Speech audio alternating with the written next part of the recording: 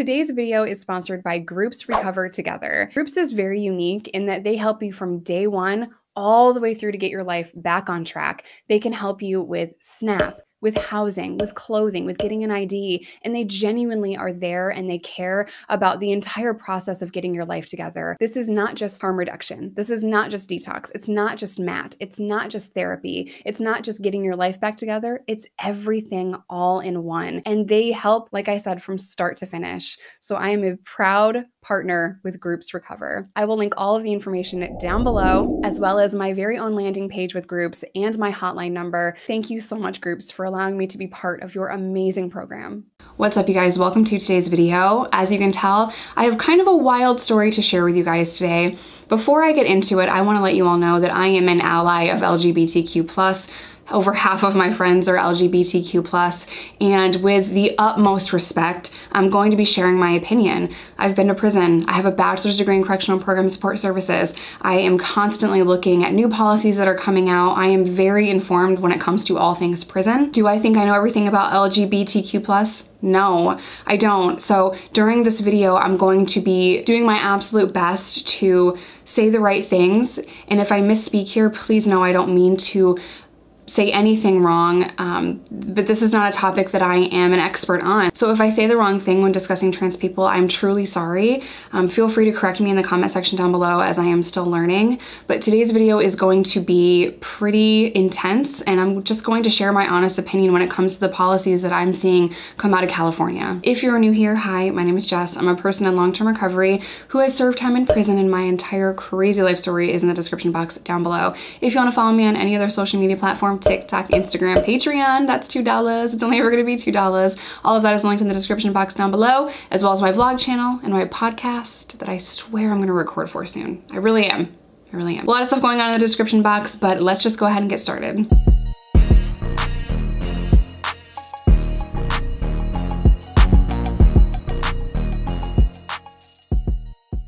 I think the first thing that I'm going to do is I'm going to read this article and then share with you the other research that I've been doing, because I think it's important to hear from everyone involved here. Before I start reading it, I think it's also important to not just read the headline, to actually read these articles and read these policies that are coming out so that you can understand what this looks like for the trans community, what this looks like for people in prison, how these laws are actually going to be implemented, or how these policies are going to be implemented.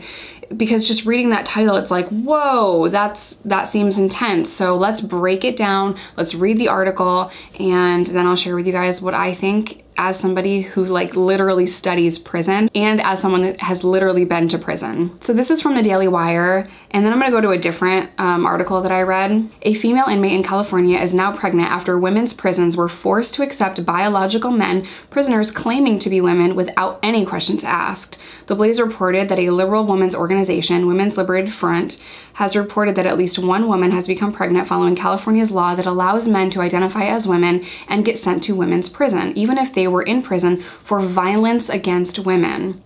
As the Daily Wire reported last month, California began handing out condoms and Plan B to female inmates who were forced to accept sharing a prison with biological men to be transgender. At the time, the Wolf released a statement about what was being handed out in prisons. Women incarcerated in California's largest women's prison are describing the conditions as a nightmare's worst nightmare after the introduction of new pregnancy resources in the Central California Women's Facility. The new resources are a tact admission by officials that women should expect to be raped when housed in prison with men, where all sex is considered non-consensual by default within the system. Now, I filmed a video a while back talking about how often do guards sleep with inmates, and people wanted to scream at me in the comment section telling me that it's not rape, that it is consensual. By law, no, it is not. By law, a person in position of power cannot go into that kind of relationship with an inmate. Now, a lot of people had so much to say on that video, but again, per the law, you cannot enter in a sexual relationship consensually if you are an inmate or if you're in charge of that inmate. New posters recently appeared in medical rooms outlining the options available to pregnant people in prison, including prenatal care, abortion, and adoption.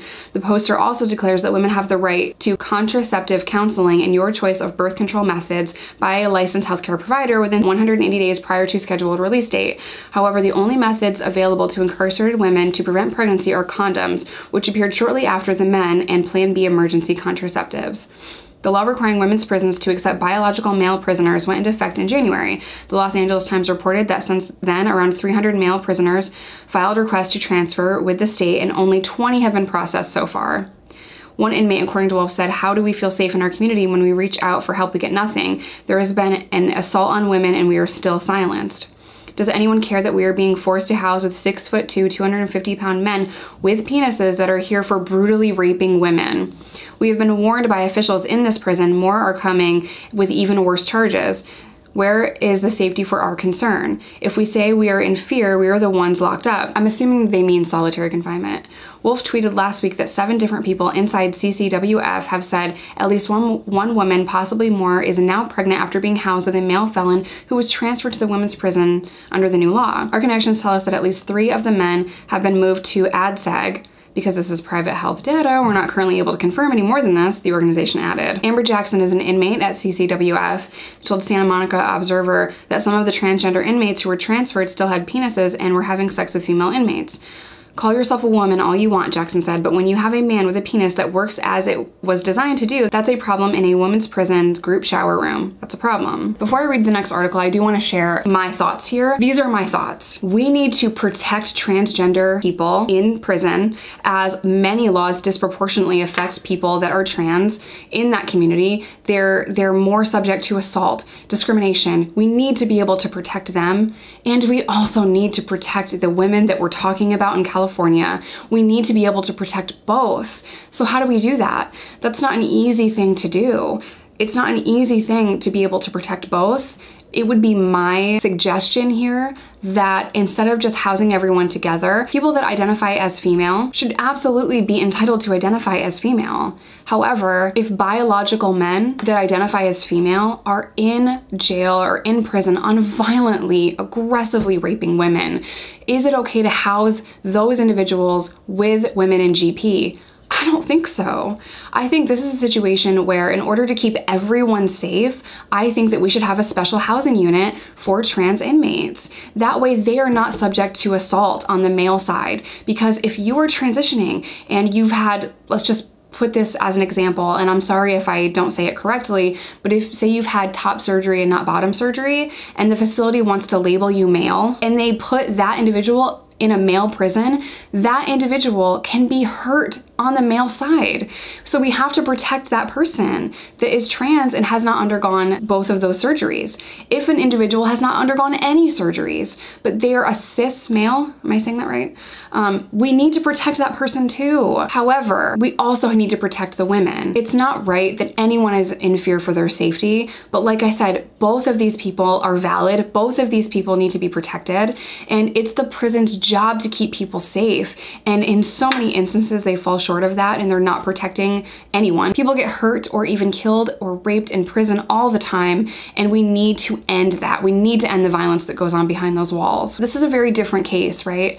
So if you are biologically a male and you identify as female, if you're trans, if you are LGBTQ+ and you are afraid for your safety, you should be able to go to a special housing unit. Let me explain what a special housing unit is. A special housing unit is basically a dorm where specific people go to that dorm. Special housing units can house people that are at risk from being in GP. This allows them to have the same rights and privileges as any other inmate, except they are housed together so that they are less likely to be hurt. What happens in many states, and I've seen this in Arkansas, is transgender people remain in solitary confinement. That is not okay. That is not fair. So obviously changes need to be made. I don't believe that you should be housed in solitary confinement just because you're trans. That's not okay, right? So solitary confinement in its truest form is absolute torture, and that's discrimination, saying that you have to be housed in solitary confinement. But you also have a danger if these people are in for violently raping people and they're once again in a a female GP unit and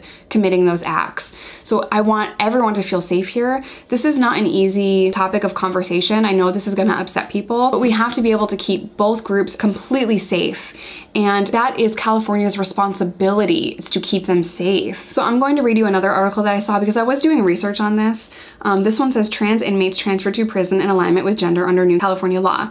Over 200 transfers have been requested, but just 21 have been approved thus far. So the fact that only 21 of these applications have been approved tells me, and I hope that, you know, they're reading these applications and they're meeting with these people to determine what is and is not fair. Over 200 inmates in California prisons have requested to be transferred to facilities in alignment with their gender following the passage of a law last year that affirms the right of incarcerated trans people to be housed according to their gender. Under Senate Bill 132, which was introduced by Senator Scott Wiener, what a horrible last name, like that has nothing to do with anything, and signed into law last August, trans, intersex, and non-binary inmates in California prison system have the right to choose whether they will be housed in male or female prisons. Since January 1st, 261 inmates have requested transfer.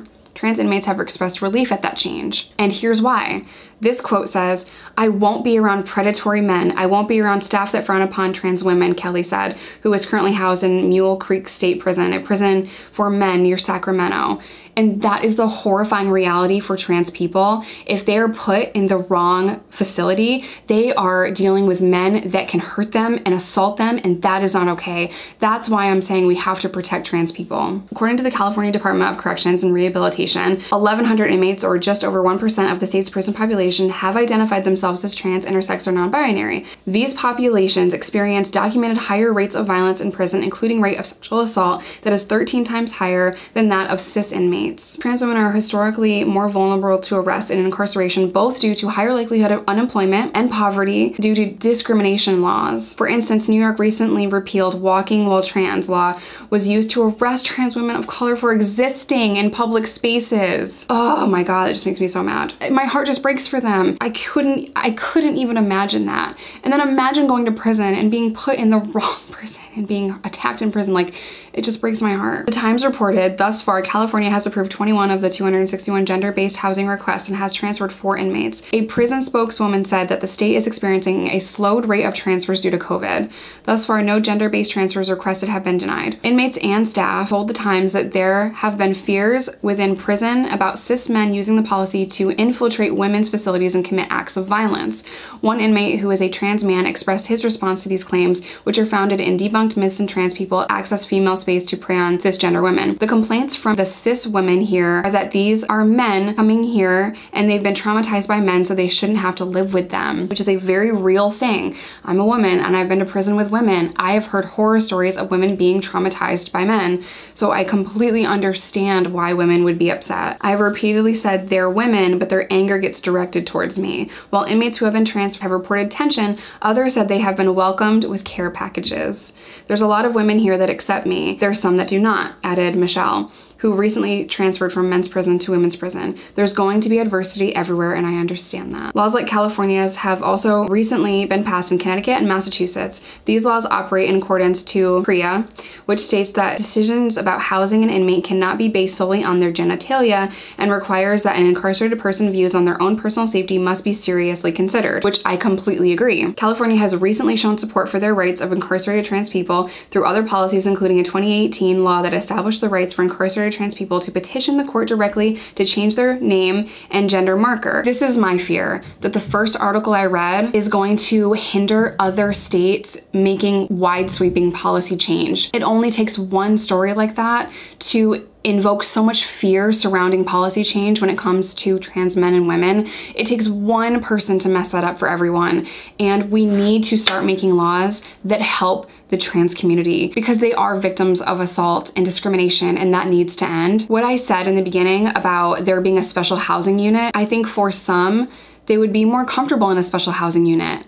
I think for others, it doesn't make sense for them to be in a special housing unit. You know, I think it's per case, it's per person, what they feel, what they feel comfortable with. Some might want to go to GP and then change their mind and want to go to a special housing unit, so I think both need to be implemented. What I think should never happen is solitary confinement just because you're trans. that is discrimination and that's not okay. So in my perfect little world, I would say there would be a special housing unit for those that would like it, and they should also allow certain individuals who feel comfortable and who are not in on violently raping people to be allowed into GP. I think it should be a case-by-case scenario. Do I think that some individuals might try to take advantage of this policy for their own desires or what have you? Yes, but I also think the prison has a moral responsibility to not invoke fear in the women and to really learn who these individuals are and do a case-by-case basis. And like I said, we should have a special housing unit for those that want that, and for those that probably are violent and dangerous offenders should be in special housing unit. That way they still have all of their rights. And then I do feel as though some should be in GP, right? So it's not a simple answer. It should be a case-by-case basis, and we should have both options for trans people. I wanna know what you guys think in the comment section down below. Before I end this video, I would like to let you guys know just one more time, I know I've shared this story before, that I did see a trans woman and I was told this was outdated, but I don't know how else to say it, so I'm sorry if I say this incorrectly. She was male to female and she had top surgery but hadn't had bottom surgery. The state of Arkansas, and I'm so sorry if I said that incorrectly, the state of Arkansas determined that she, who identified as she, wanted to be in GP. The prison told her no, and then kept her in solitary confinement for her entire prison stay. Not only did she stay in solitary confinement for her entire prison stay, but she also was in there longer because she kept having disciplinary issues because mentally it's not normal to be in solitary confinement. What was even worse about her case was she was kept in solitary confinement. Okay. I've been there, at least you can see people. She was kept in the death row section of solitary confinement. It's like this greenhouse type of thing. So she couldn't even see people because Arkansas was afraid that because she hadn't had bottom surgery yet, that she would be inappropriate in the window. I want to explain for a second what that looks like. She couldn't see anyone except for the 3 times a day a corrections officer gave her a tray. So she couldn't see anyone. All she could do was hear how loud solitary confinement is. People are banging on the doors, screaming and yelling all day, every day. When something goes wrong, she can hear it, but she can't see it. When someone is trying to talk to her, she can only talk through the vent. She could not see people for 10 years. She could only hear them. Could you imagine? I would lose my mind. I would not want to live like that. I would not want to live if I knew every single day I was gonna be able to hear people and not see them. And that's just the heartbreaking reality of a trans person that goes to prison. I'm sorry, it just makes me so emotional. So we have to protect them, and we also have to protect the women. We have to protect both. You judge a society by how it treats its most vulnerable. Remember that. So please let me know in the comment section down below what you guys think about everything that I read. I did want to share both sides of it, but I want to hear where you guys are coming from and what you think the best option would be. Let me know in the comment section down below. I'm gonna end today's video here. As always, I love you guys. Stay safe, stay sober, whatever that looks like to you. Please have more kindness and compassion when discussing people in the trans community who are in prison. And I will see you guys in my next one.